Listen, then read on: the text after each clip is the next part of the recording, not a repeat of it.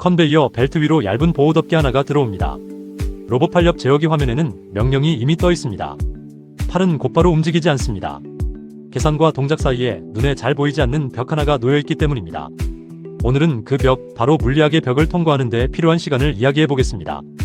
관절 3번, 47도까지 지정된 힘으로 이동. 화면에 이 명령이 뜨는 순간 신호는 이미 전선을 따라 출발합니다. 이때 0.2초는 원리를 설명하기 위해 가정한 시간입니다. 실제 로봇이 언제나 같은 시간 동안 멈춘다는 뜻은 아닙니다. 컴퓨터에서 저장 버튼을 누르면 사용자에게는 파일이 거의 즉시 저장된 것처럼 보입니다. 로봇도 명령을 내리는 즉시 움직일 것 같지만 현실은 다릅니다. 계산은 두뇌의 일이고 동작은 근육과 뼈의 일입니다. 서로 다른 두 과정이 이어지려면 유한한 물리적 응답 시간이 필요합니다. 커피 잔에 손을 뻗는 순간을 떠올려 보겠습니다. 잔을 잡아야겠다는 생각이 드는 순간과 손끝이 실제로 잔에 닿는 순간은 서로 다른 층위의 사건입니다. 사람의 몸에서는 뇌가 운동 명령을 만들고 조절합니다. 신경계가 그 신호를 근육까지 전달하고 신호를 받은 근육이 수축하면서 비로소 관절이 움직입니다. 사람의 몸과 로봇이 동일한 장치로 구성됐다는 뜻은 아닙니다. 다만 구조를 이해할 때는 비슷한 비유를 사용할 수 있습니다. 로봇에서는 제어기가 명령을 계산합니다. 서버 드라이브는 모터에 전력을 공급하면서 명령을 구동용 전기 신호로 바꾸고 모터는 실제로 회전하며 힘을 만듭니다. 신경계가 생각과 근육 사이를 잇듯 로봇에도 숫자로 계산된 명령을 물리적인 움직임으로 바꿔줄 장치가 필요합니다. 전기식 로봇을 기준으로 보면 제어기가 계산한 명령은 실제 움직임이 되기까지 대표적으로 6단계를 거칩니다. 먼저 명령이 계산되고 서버 드라이브가 모터에 전력을 공급합니다. 모터는 전기 에너지를 회전과 힘으로 바꿉니다. 감속기는 이 출력을 관절에 필요한 속도와 힘의 조건에 맞춥니다. 이렇게 만들어진 움직임은 관절과 링크, 그러니까 로봇의 뼈대를 따라 팔 끝까지 전달됩니다. 마지막으로 엔드 이펙터가 물체와 접촉하면서 실제 작업이 이루어집니다. 모든 로봇이 똑같은 부품 구성과 순서를 따르지는 않습니다. 다만 계산된 명령이 물리적인 접촉으로 이어지는 기본 흐름은 이렇게 살펴볼 수 있습니다. 모터 코일에 전류가 흐르기 시작해도 원하는 세기에 곧바로 도달하지는 않습니다. 코일에 인덕턴스가 있어서 전류가 필요한 세기까지 올라가는데 시간이 걸리기 때문입니다. 그렇게 힘이 만들어진 뒤에도 실제 움직임으로 이어지려면 정지 상태의 마찰을 이겨내야 합니다. 많은 접촉면에서는 움직이기 직전에 최대 정지 마찰이 움직이는 동안의 마찰보다 큽니다. 다만 모든 재료와 조건에서 언제나 그런 것은 아닙니다. 팔 자체의 무게와 관성도 이 과정에 더해집니다. 이 때문에 명령이 손끝의 움직임으로 바뀌기까지는 유한한 물리적 응답 시간이 필요합니다. 손가락을 굽히는 힘의 상당 부분은 손가락 자체가 아니라 팔뚝 근육에서 나옵니다. 힘줄은 그 힘을 손가락 끝까지 전달합니다. 로봇 설계자들도 이와 비슷한 고민을 해왔습니다. 어떤 로봇은 무거운 구동장치를 관절에서 멀리 두고 케이블이나 벨트로 힘을 전달하는 구조를 사용합니다. 비유하자면 무거운 엔진은 몸통 가까이에 두고 가벼운 전달 통로만 말단까지 뻗는 방식입니다. 로봇을 이야기하다 보면 모터와 액추에이터, 서버 드라이브라는 말이 거의 같은 뜻처럼 섞여 쓰이곤 합니다. 하지만 모터가 세면 로봇도 세다는 말은 절반만 맞습니다. 액추에이터는 에너지를 실제 움직임이나 힘으로 바꾸는 장치 전체를 가리키는 더 큰 개념입니다. 모터는 그 안에서 실제로 회전하고 힘을 만드는 대표적인 부품입니다. 서버 드라이브는 모터에 전력을 보내고 전류와 속도, 위치 명령을 처리합니다. 엔코더는 관절이나 모터가 지금 얼마나 돌았는지 측정해 그 값이 제어에 계속 되먹임될 수 있도록 하는 센서입니다. 실제 제품에서는 이런 구성 요소들이 하나의 서버 시스템으로 묶여 있기도 합니다. 제품마다 어디까지 포함되어 있는지 확인해야 하는 이유입니다. 모터가 힘을 낼 때는 열도 함께 발생합니다. 따라서 아주 잠깐 낼 수 있는 힘과 계속 낼 수 있는 힘을 구분해서 봐야 합니다. 전기 모터는 기본적으로 빠른 회전에 유리합니다. 많은 로봇 관절에는 그보다 느린 회전과 더 큰 토크가 필요합니다. 이 간극을 메우는 부품이 바로 감속기입니다. 자전거에 비유하면 페달 한 바퀴당 나아가는 거리를 줄이는 대신 오르막을 오르는데 필요한 토크를 얻는 것과 비슷합니다. 입력인 모터 쪽은 빠르게 돌지만 출력인 관절 쪽으로 갈수록 회전은 더 느려지고 토크는 더 커집니다. 교과서 속 계산과 달리 실제 장치에는 마찰과 전달 손실이 끼어듭니다. 이 때문에 계산상 늘어나야 할 힘이 그대로 나오지는 않습니다. 백내시는 기어가 맞물리면서 생기는 미세한 유격으로 방향을 바꿀 때 순간적으로 헛도는 틈을 말합니다. 탄성 변형은 하중이 걸렸을 때 구조가 미세하게 휘는 현상입니다. 마찰과 전달 손실뿐 아니라 발열까지 함께 고려해야 합니다. 감속비가 크다고 해서 로봇의 정확도가 저절로 높아지는 것도 아닙니다.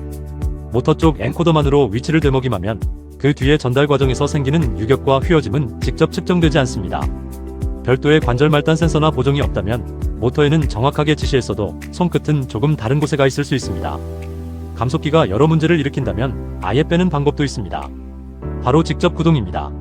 감속기 없이 모터가 관절을 직접 돌리는 방식으로 전달기에서 생길 수 있는 백내시와 마찰, 탄성의 영향을 상당 부분 줄일 수 있습니다. 다만 같은 출력 조건을 맞추려면 모터가 크고 무거워지거나 전류와 열 부담이 커질 수 있습니다. 감속 구동은 작고 빠른 모터로도 관절에 필요한 낮은 속도와 높은 토크를 맞출 수 있습니다. 대신 전달 손실과 마찰, 백내시가 생길 수 있고 감속비가 커질수록 반사 관성의 영향도 커집니다. 감속비가 커져 백드라이브가 어려운 구동기에서는 별도의 토크 힘 센서나 적절한 추정과 제어가 없다면 접촉력을 민감하게 알아차리기 어려울 수도 있습니다. 직접 구동과 감속 구동 가운데 무엇이 무조건 더 좋다고 말할 수는 없습니다. 필요한 힘과 속도, 모터를 배치할 공간, 팔이 짊어질 무게, 힘을 얼마나 섬세하게 느껴야 하는지를 함께 살펴야 합니다. 로봇 카탈로그를 펼치면 가장 먼저 눈에 들어오는 숫자가 가바나중입니다. 이 숫자 하나만 크다고 안심할 수는 없습니다. 사양표에 나란히 적힌 숫자들이 서로 다른 질문에 답하고 있기 때문입니다. 가바나중은 정해진 조건에서 어느 정도의 하중을 다룰 수 있는지를 말합니다. 여기에는 공구와 작업물의 무게, 둘을 합친 무게 중심의 위치, 팔의 자세가 함께 작용합니다. 도달거리는 필요한 위치에 닿을 수 있는지를 나타냅니다. 그 자세에서 필요한 힘과 속도까지 낼 수 있는지는 별개의 질문입니다. 속도는 이동 구간을 얼마나 빨리 통과하는지를 나타냅니다. 다만 구조와 동작 조건에 따라 진동을 줄이기 위한 시간이 필요할 수 있습니다. 가속도는 그 속도를 얼마나 빠르게 바꿀 수 있는지를 말합니다. 이 숫자들을 한 줄로 세워놓고 모두 큰 쪽이 좋은 로봇이라고 읽는 순간 오해가 시작됩니다. 정확도는 지시한 절대 좌표에 얼마나 가깝게 도달하는가를 말합니다. 반복 정밀도는 매번 같은 자리로 다시 돌아올 수 있는가를 뜻합니다. 다트에 비유하면 이해하기 쉽습니다. 관역 정중앙에서 살짝 벗어난 자리에 다트가 계속 몰려 꽂힌다면 절대적인 정확도는 낮아도 반복 정밀도는 높은 상태입니다. 정밀 조립처럼 같은 위치로 되돌아오는 능력이 중요한 작업에서는 반복 정밀도가 특히 중요합니다. 지그나 센서로 기준 위치를 보정할 수 있는 조건이라면 매번 같은 자리로 돌아오는 능력이 매우 실용적일 수 있습니다. 이제 물체를 실제로 집어야 할 순간입니다. 기계식 그리퍼는 손가락처럼 물체를 집는 방식입니다. 손가락이 들어갈 공간과 안정적인 접촉면이 필요합니다. 눌렀을 때 생기는 변형이나 자국, 표면의 미끄러움도 함께 확인해야 합니다. 진공 흡착에서는 흡착컵과 표면 사이로 공기가 새지 않도록 밀봉하는 것이 핵심입니다. 거친 표면이나 기름기, 먼지는 밀봉을 방해할 수 있습니다. 얇고 유연한 대상이 휘어지는 현상도 흡착에 영향을 줄 수 있습니다.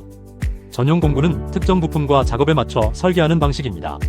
대상에 맞는 정렬과 장착 작업에는 매우 잘 맞을 수 있지만 대상의 형상이 바뀌면 공구를 다시 설계해야 할 수도 있습니다. 가장 좋은 선택이 미리 정해져 있는 것은 아닙니다. 대상의 재질과 형상, 접촉 조건에 따라 선택이 달라집니다. 엔드 이펙터는 팔끝에 달린 단순한 액세서리가 아닙니다. 손 하나를 바꾸면 어깨와 팔꿈치가 감당해야 할 일도 달라집니다. 공구의 무게와 무게중심은 로봇이 버틸 수 있는 부하 조건에 영향을 줍니다. 공구의 길이에 따라 작업 자세와 주변 설비와의 충돌 가능성도 달라집니다. 접촉 순간 필요한 힘은 관절과 구동계의 토크와 강성, 센서 구성과 맞물립니다. 엔드 이펙터 하나의 선택이 로봇 전체의 작업 조건을 바꿀 수 있는 이유입니다. 복잡한 연산은 기계가 사람보다 훨씬 빠르게 해냅니다. 반면 2살짜리 아이도 하는 물건을 집어 옮기는 일은 여전히 만만치 않습니다. 좋은 로봇은 사양표에서 가장 화려한 숫자들만 골라 모은 로봇이 아닙니다. 주어진 작업 안에서 모터와 전달 장치, 관절, 엔드 이펙터의 조건이 서로 잘 맞아떨어지는 로봇입니다. 같은 설계로 만든 팔이라도 제조와 조립 오차, 사용 조건에 따라 유격과 마찰, 구조적 변형이 조금씩 달라질 수 있습니다. 필요하다면 개별적인 보정도 거쳐야 합니다. 마찰과 관성, 열과 구조적 변형이라는 몸의 제약까지 고려하면 가장 센 숫자보다 실제 작업 조건에 맞는 궁합을 살펴야 한다는 결론에 이르게 됩니다. 처음에 살펴본 0.1초와 0.2초의 멈칫거림은 원리를 설명하기 위해 가정한 장면이었습니다. 실제 정지 시간과 원인은 시스템 구성과 작업 조건에 따라 달라집니다. 멈춤만 보고 정상적인 응답인지 결함인지 판단할 수는 없습니다. 명령이 실제 움직임이 되려면 전류와 토크가 형성돼야 합니다. 전달계와 관절이 무게와 마찰, 관성에 반응하는데도 유한한 시간이 필요합니다. 제어기와 구동계의 응답이 빨라지면 이 시간은 줄어들 수 있습니다. 로봇의 지능이 높아진다는 이유만으로 짧아지는 것은 아닙니다. 오늘 이야기한 세 개의 두께는 바로 이 유한한 물리적 응답을 가리키는 비유였습니다. 다음 편에서는 이 몸을 움직이기 위한 계산을 중앙 서버와 현장 장치, 로봇 내부 가운데 어디에 둘 것인지 따라가 보겠습니다. 오늘 영상에 모두 담지 못한 전문가용 심화 팁과 상세한 요약 정보는 테크소피 공식 블로그에서 무료로 확인하실 수 있습니다. 구독과 좋아요, 댓글은 테크소피 채널이 더 좋은 콘텐츠를 만드는데 큰 힘이 됩니다. 함께 소통하고 성장해요. 감사합니다.